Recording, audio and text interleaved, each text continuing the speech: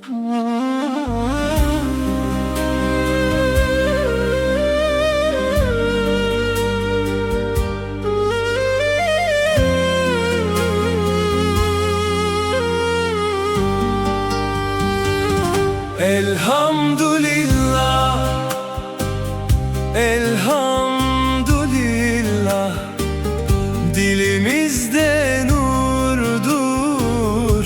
Elhamdülillah, her nefeste şükür, her anda felah, kalbimizde yankı.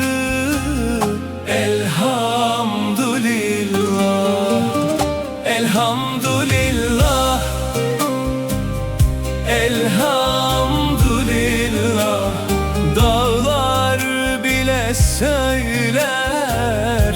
Elhamdülillah, sevdamız imanla bulur bin sabah, canımızdan güzel. Elhamdülillah, güneş doğar ümide. Elhamdülillah, rahmet yağar kalplere. Elhamdülillah, bir secdede huzuru bulduk ey Allah. Gözyaşımız duadır. Elhamdülillah, ezanlarla titrer bütün sokaklar, salavatla açılır kapalı yollar. Mümin olan bilir, en güzel bahar Allah deyip yaşamak.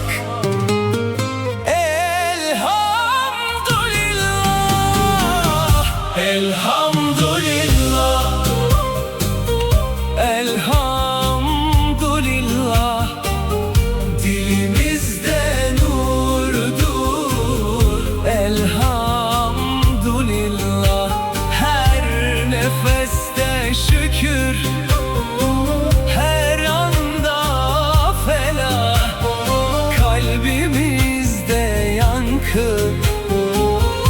Elhamdülillah, düşsek bile kalkarız.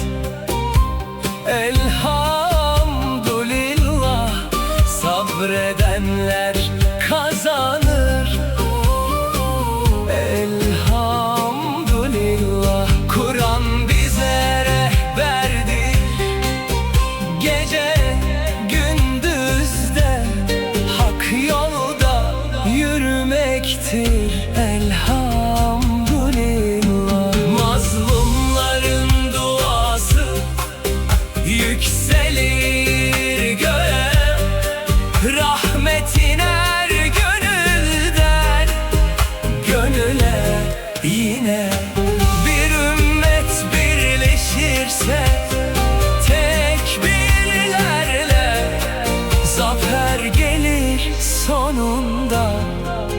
Elhamdülillah, Allahu Ekber sesleriyle doluyor meydanlar secdeyle. Kalpler coşar aşkın ateşiyle, haykırır diller hep birlikte.